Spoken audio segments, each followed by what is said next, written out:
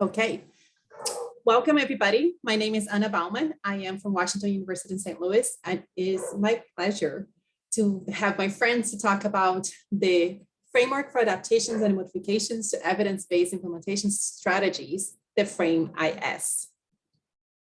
So we're going to introduce ourselves. Hi everyone, I'm Chris Miller. I'm a psychologist and investigator at CHOIR, the Center for Healthcare Organization and Implementation Research at VA Boston, with an academic affiliation at Harvard Medical School. Hi everyone, I'm Miya Barnett. I am a clinical psychologist at the Department of Counseling, Clinical and School Psychology at the University of California, Santa Barbara.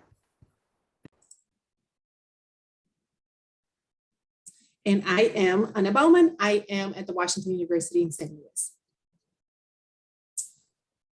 Hi everyone, I'm Cassidy Gutner. I'm in the Department of Psychiatry at Boston University School of Medicine and am also a psychologist. Hi, I'm Shannon Wiltsey-Stirman. I'm at the National Center for PTSD and at Stanford University. Fantastic. So before we start, we wanted to say that those slides have not been audited for visual disability. If you need an adapted version of the slides, do let us know, email us. We are happy to share the slides and happy to audit them for you. You have our emails and our Twitter handles in the bottom of the slides.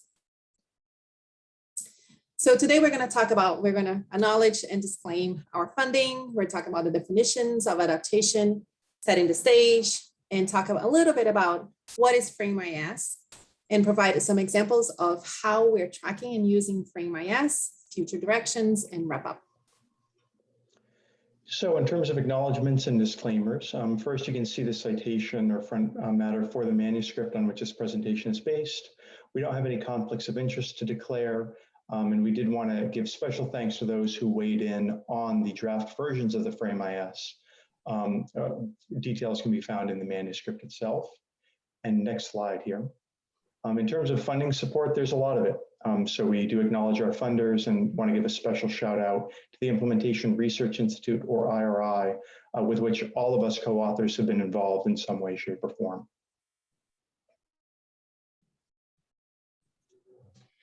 Okay, just to talk a little bit and make sure we're clear on the terms we're using. When we talk about implementing evidence-based practice, we're talking about interventions that have been demonstrated to be effective. So these could be psychotherapy, medication, a new process or procedure. There can be actually preventive interventions. And so when we talk about the evidence-based practice in terms of the framework or the way that Jeff Curran has kind of laid us out, this is the thing we're trying to implement. So this is actually what we're trying to get into routine practice or kind of out and accessible to people who can benefit from them.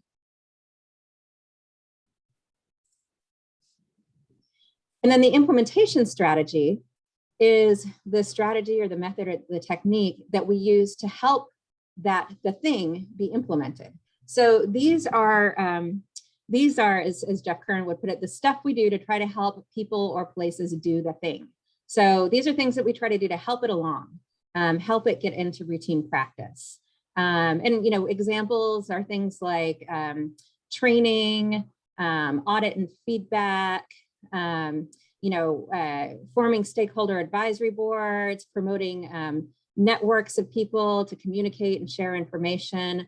There are dozens of implementation strategies, and we'll be focusing on how to document adaptations to those today. So when we talk about adaptation, modification, et cetera, modification is kind of a blanket term, which means any change you make to an intervention or a program, or today we'll talk about modifications and changes made to an implementation strategy. And then an adaptation is kind of a subset. It falls within the broader category of modifications. And these are really the planned, proactive, thoughtful changes that we make, as opposed to just any change or, a reactive change or a change that's not systematic and careful and measured. So adaptations are really what we're striving for. If you're going to make a change, we want it to be measured based on information and data that we need it, and really sort of thoughtfully done to make sure that we're preserving the core elements of the intervention or the implementation strategy, the core and effective and essential elements or functions. So in terms of setting the stage, it's important to understand why we think this is important. So when we think about clinical trials, typically the view on modifications is to really avoid it at all costs, which makes a lot of sense if you're thinking about trying to understand the efficacy of something. You really want to try to narrow down what is actually causing the change, and any modifications would threaten internal validity. However, in a more realistic view, we know that modifications are inevitable, even in the most highly controlled trials. These changes are going to happen. And so if they're going to happen, we might as well document it so that we can understand the impact it's having on the overall process and changes that we're seeing. So essentially, without measurement, there's really no study of it. So we're hoping that the Frame-IS is one way to introduce the ability to really study this with intention. Without study, there's no improvement. So if we think about actually achieving the adaptome that's proposed by Chambers and colleagues, in order to do this, we really need to start documenting things like when, where, how, and why, and by whom these modifications are made, so we can understand when that would be necessary in the future as well. So if we think about the current gap, both frameworks and other research that's really oriented around documenting modifications to EBPs exist. But what about the implementation strategies that we've started to talk about here? How are they used to get EBPs into practice? We know that even when we say we're using audit and feedback or continuous quality improvement, there are differences that we use that may be still maintaining the core of these different strategies that are actually quite different. And so there may be different actors involved, different mechanisms involved. And while the frame itself can be helpful for EBPs, it's not quite applicable when we start thinking about implementation strategies specifically. So we really set out to develop this version of the frame to track modifications of implementation strategies, which we specifically refer to as the Frame-IS. So I will talk then about not so much the development of the Frame-IS, but just briefly introduce some of the modules. So the Frame-IS in broad strokes is designed to be modular so that it can be kind of itself adapted or tailored to meet the needs of any given implementation project. We've got 4 core modules as well as 3 optional modules. And so I'll talk about the first 3 before turning it back to Cassidy to talk about some thereafter. So module 1, as you can see, is kind of a summary module. And we thought this is important to document these kind of key pieces. Which EBP are we talking about? Which implementation strategy is being used to get that EBP into practice? And in broad strokes, what, if any, modifications are being made to it, for which we'll be completing the Frame-IS to document those modifications. And then we want to have a brief space here as well to document the reasons for the modification. Now, we acknowledge that many implementation strategies are not particularly well characterized or may be viewed differently by different people. We nonetheless suggest kind of doing the best you can up front to really specify what's the implementation strategy we're talking about, what would kind of an unmodified or unadapted version look like, and then you can use the Frame-IS to document whatever changes, modifications, or adaptations have been made to that implementation strategy in the context of your project. So module 2 then is really to dive into more detail into what specifically is modified. You can see here that there are 4 broad answer options, and if you select the 4th one, it sends you to some checkboxes, some sub-boxes as well. We acknowledge that any given modification you're making to an implementation strategy, especially if it really involves a few separate changes all kind of bundled together, might mean you're selecting several checkboxes with one completion of the Frame-IS. So content modifications, well, are what they sound like. They're modifications made to the implementation strategy itself or that impact how it's delivered. In contrast, evaluation and training modifications are really about how the results of the implementation are measured or how the implementers are trained. And context modifications are really about changing the format, setting personnel, or that kind of thing. Classic example of a context modification in the context of COVID-19, of course, would be shifting many implementation strategies from some kind of face-to-face setting to a virtual setting. Moving on to module 3 then, which is only completed for those first 3 types of modifications I mentioned on the last slide, the content, evaluation, training modifications. But if those are the modifications being made, this is really kind of the meat or the heart of the Frame-IS from that perspective, right? So the types of modifications that can be documented for the Frame-IS can range from relatively small things, right? The tailoring, tweaking, and refining, to broader based changes, right? So for instance, if entire portions of an implementation strategy have been dropped entirely, this would be a good opportunity to document that here. Or if really the implementation strategy was dropped completely, also be an opportunity to document that here. So this is really about getting at what exactly is being modified for those content, evaluation, or training modifications. And I think if you can go forward one little piece here, there's an optional addendum here that can also be completed when you're using module 3. Specifically, if you have a sense of what the core functions or core elements are of the implementation strategy itself, then it might be important to document whether the modifications are really leaving those core elements or functions untouched or preserved, or if they're really kind of taking away or otherwise changing what you see as being the heart or core of that implementation strategy. So again, 4 total core modules for the Frame-IS, and I've covered 1 through 3, and I'll turn it back over to Cassidy to go on to module 4. Thanks, Chris. So as we go into module 4, you can see here that this module really starts to focus on kind of the why. So understanding what the goal of the modification is. And you can see here there's a list of different types of modifications. Understanding what the goal is going to help us understand a number of different factors that may be at play when considering modifications in future work as well. So this can be something around making changes specifically related to the EBP that you're studying.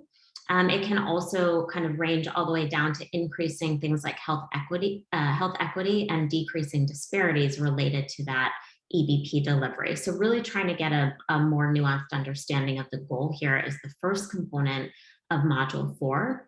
And then you can see that the second part is really trying to understand at what level the modification is really being made at. Is this being made at kind of a single level with 1 or 2 people, or is there a larger group of people involved in making this decision and the modification in and of itself?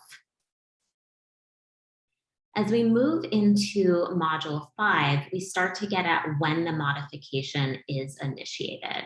So there's a couple of important things to kind of think through in this module. Is when we're asking about when the modification itself is actually being initiated, there's an emphasis on that initiation part intentionally. We understand that regardless of the phase in which you're implementing a modification, these changes can actually occur over a long period of time. So really pinpointing the start of it, at what phase of the study it's at, is quite important in the first part of module 5. And then the second part helps get at whether this is something that's planned or more of a reactive modification, which Shannon alluded to earlier. This type of information is also going to be helpful when understanding the context of the modification at the end of a study or a study period, to really understand the role that that might play in future modifications.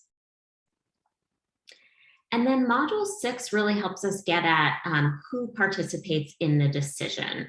So we've already talked in earlier modules about the level of the modification. This helps us really get into understanding who those decision makers were. And this is going to be unique to the context in which you're using the Frame-IS in. But again, I think is really important to help understand at a later time point who those key players were and if those same players would be important in future efforts where this type of modification may be important to understand the mechanism of change of this modification on the larger question that you're asking. So I'm going to take us over module 7, which is looking at how widespread the modification is. This is about who the modification is being made for. So is it really a modification to the strategy just for one therapist, for example? You're doing consultation and you're trying to, and that person missed an appointment, so you're going to move from group consultation to an individual consultation? Or is this something that you're changing for an entire clinic or organization? So this is just looking at the levels in which these modifications occur. And next, I'm going to take us through an example of how the FRAME-IS was used for an ongoing study related to parent-child interaction therapy, which is an evidence-based parenting program for young children with disruptive behavior disorders. And this trial is looking at using a task-sharing model in which professional clinicians provide parent-child interaction therapy, I'm going to say PCAT, and lay health workers partner with these clinicians to promote treatment adherence, to improve skill acquisition for Latino families who are Spanish speaking and more likely to experience health disparities. So the implementation strategy was a training program that was developed in Miami and then is now being implemented in California.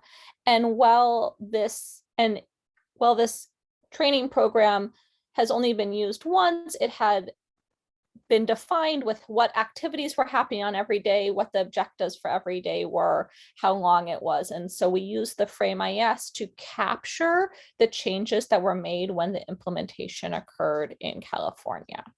So for module 1, we were able to go through and quickly identify the EBP being PCAT and the implementation strategy being the training program for the lay health workers to enhance parent engagement.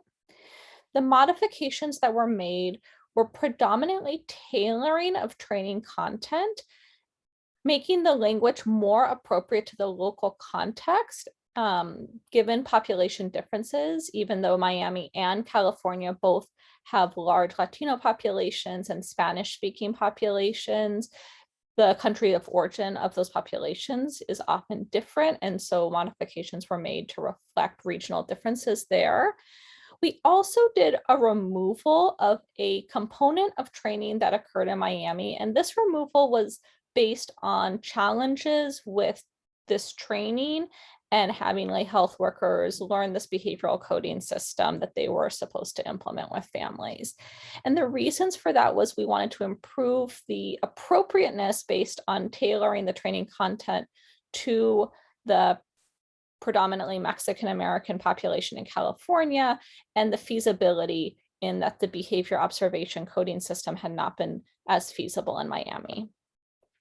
So when you move to module 2, the what of what's modified is the content and also the context, because it's a new setting. The nature of those modifications, the language is more tailoring, and then removing elements was related to the behavioral coding system. And as we don't know what the core elements of this training program is, that would be unknown. We don't know if it's fidelity consistent or inconsistent. And as I said before, for module 4, the goals were acceptability, appropriateness, and feasibility. These modifications were planned in the pre-implementation phase. They were proactive and they were conducted with an advisory group, including program leaders and lay health workers, with the research team helping to finalize what the training program looked like in the end. And this was network-wide, so everybody in the California implementation effort received the same training program.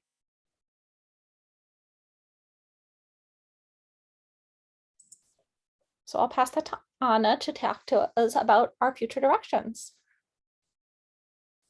Thank you. I was trying to see how we can, all of us, fit here in the squares, the Hollywood squares. So it feels to me that we're trying to move the field of adaptations forward, right? We have the frame for evidence-based interventions. Now we've developed a frame IS. And there are several questions that I would love to ask you, because you've done all this work in terms of how to use frame. Who should be answering all those checklists, all those modules? How are you documenting in your work? Do we need triangulation and having multiple people answering? How often do we need to answer those questions? So I just want to open the floor and have a little bit of your experiences, because I think they're varied, and that's where the science is. Yeah, I can start. So I think a lot of times in terms of who uses it, et cetera, triangulation can be important because different people have different vantage points. You know, a system leader might have an idea of some system-wide adaptations that needed to be made, but the people who are the implementers might have a very different perspective of what's actually going on the ground, for example. So I think that's important to note. You also have to think about things like what's really feasible and what are your goals of learning about it. If your goals are really to be able to pass along, like as you're really refining implementation strategies or trying to make them work in different contexts, I think one thing that's really important is some implementation strategies are not well characterized. You know, we have a name for them, but people haven't necessarily said, you know, this implementation strategy consists of these different elements. But sometimes we have one that's laid out really well, like this is our training program, you know, or here's how we do, you know, implementation strategy X. And it's when they're really well defined in some way that we really start thinking about adapting, you know, and in doing that, you know, we might need to be able to say, listen, we use this implementation strategy. Over time, we found we needed to change it this way. And ideally, you know, and it still worked, or we discovered that when we lost this element, it no longer worked as well. So we want to be able to share that information. If you're doing something like that, kind of taking a high level look at how you're adapting is probably enough. If you're really studying it and it's the topic of research, you probably want to do a deep dive and, you know, be documenting pretty regularly, like every time you use the strategy, for example. Did anything change? Or documenting every time you notice a change. So I think some of it does depend on the goal, you know, about how precise you need to be and how comprehensive you need to be in trying to capture them.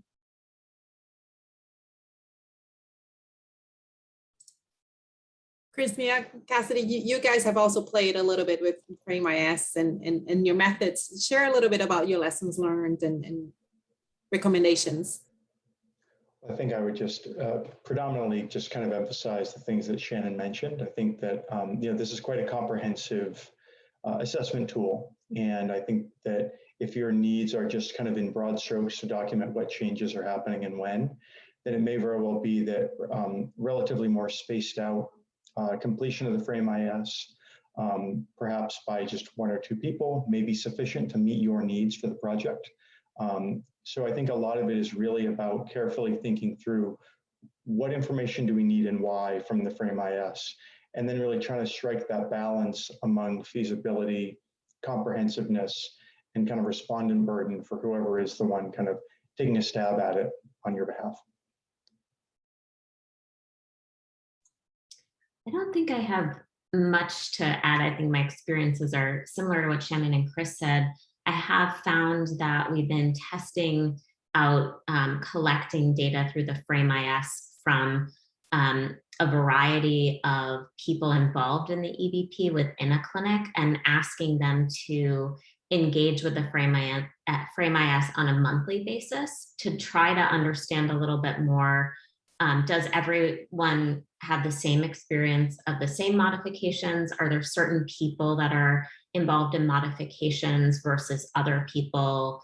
And if we're doing it on a monthly basis, is the burden light enough where people are still continuing to engage in it, but we're having it at an interval that feels frequent enough to catch things that we otherwise might not be? And I think some of that is a little bit of trial and error to figure out in these specific contexts, what do you think will capture what you're trying to understand?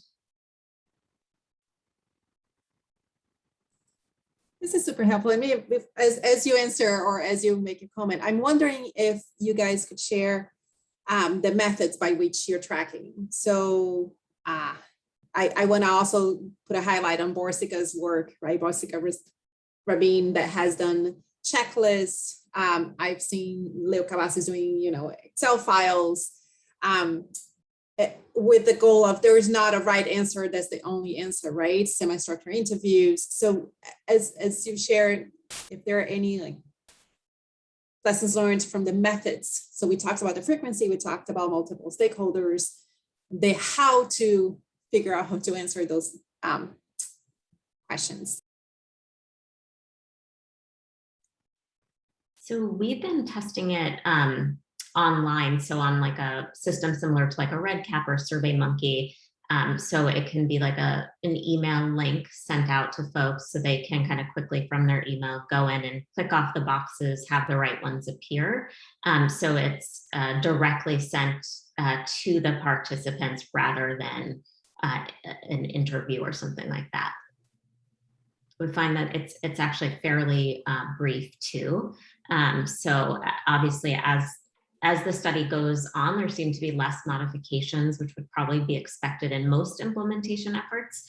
And the time has decreased significantly. So it's like a minute or two to fill that out, even when there is a modification. And in one of our ongoing projects, we are doing kind of a retrospective completion based on a combination of time motion tracking for implementers, as well as qualitative interviews for how the process has gone. So ultimately, it didn't make sense for us to treat the FrameIS as something that would be completed completely separate in the moment, just based on the needs of our project. Instead, we tried to kind of integrate it and add it to the ongoing assessment in the form of that time motion tracking, and essentially something similar to Erin Finley's periodic reflections. And I would just add, I think it's cleanest when you fill it out once per modification or adaptation. Because if you have people write down like, oh, okay, I did 3 or 4 different ones, the reasons all get mushed together, maybe one's happening at the system level and another's happening at a more like clinic or, organization level. So, I mean, my key recommendation would be however you track it, just try to be very clean about, fill it out once per adaptation. It's like 6 or 7 questions. So module 1, you say the individual modification or adaptation, and then you go through and kind of check off the answers for that one, and then you do it again, so that it's really clear, your reason for each one, and you just have a much easier to interpret data set at the end.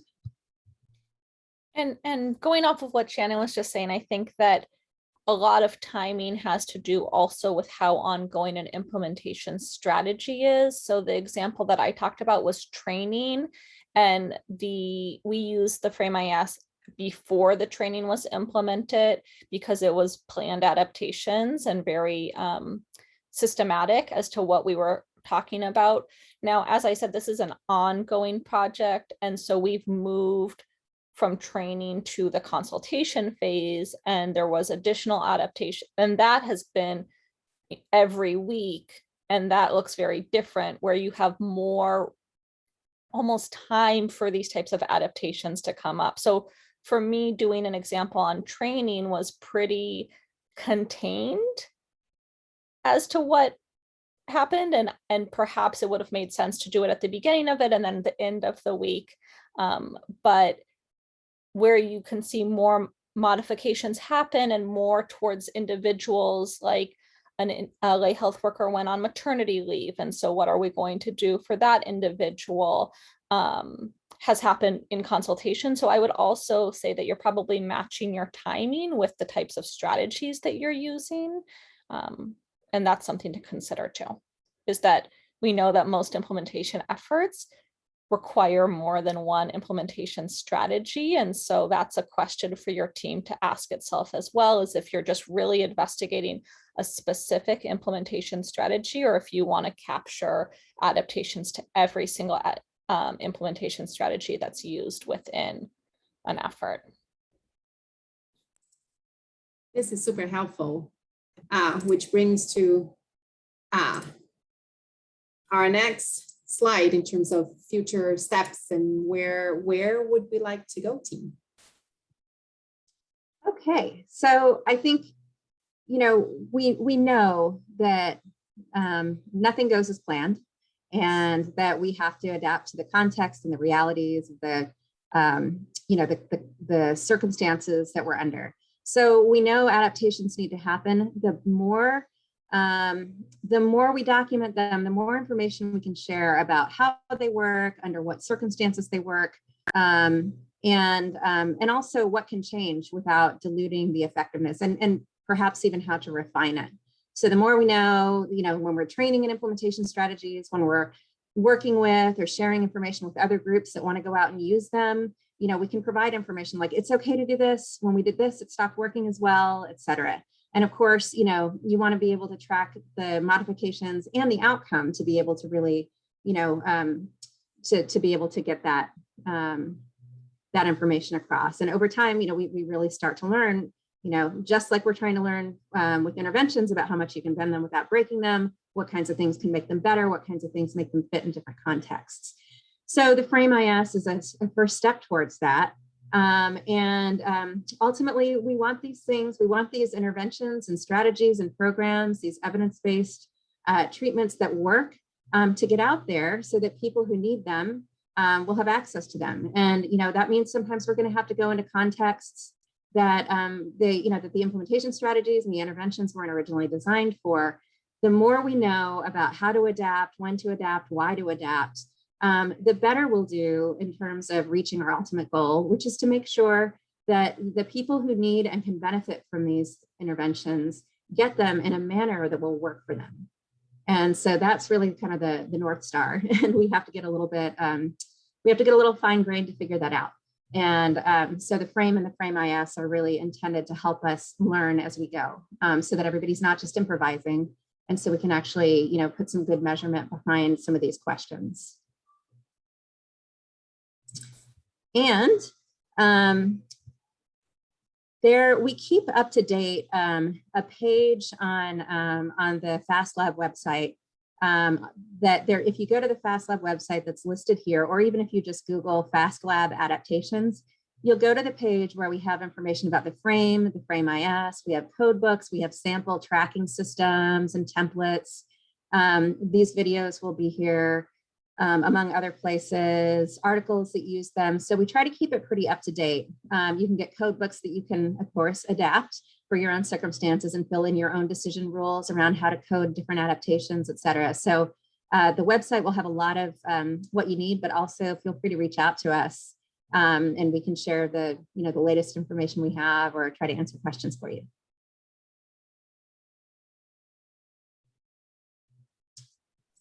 Excellent. I'm going to say thank you, and I hope that the video is useful. Email us, connect with us, and thank you. And go forth and document.